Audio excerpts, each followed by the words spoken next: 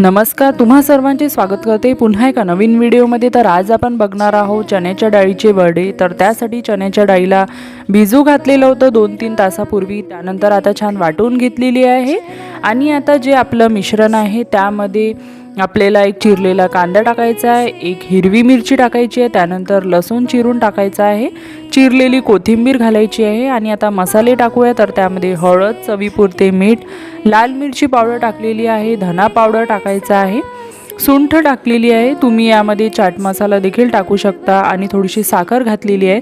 छान मिक्स करायचं आहे। आता कढई आपल्याला घ्यायची आणि त्यामध्ये तेल गरम करायला ठेवायचं आहे। हाताला थोडं तेल लावायचं आणि छान वडे बनवून घ्यायचे आणि बघा सर्व वडे बनवून तयार आहे। आता जे आपलं तेल आहे ते पण गरम झालेलं आहे, तर आपल्याला वडे तळून घ्यायचे। छान गोल्डन ब्राऊन होईपर्यंत आपल्याला छान तळायचे आहे आणि आपले वडे बनवून तयार आहे। तुम्ही चटणी बरोबर सर्व करा। थँक्यू।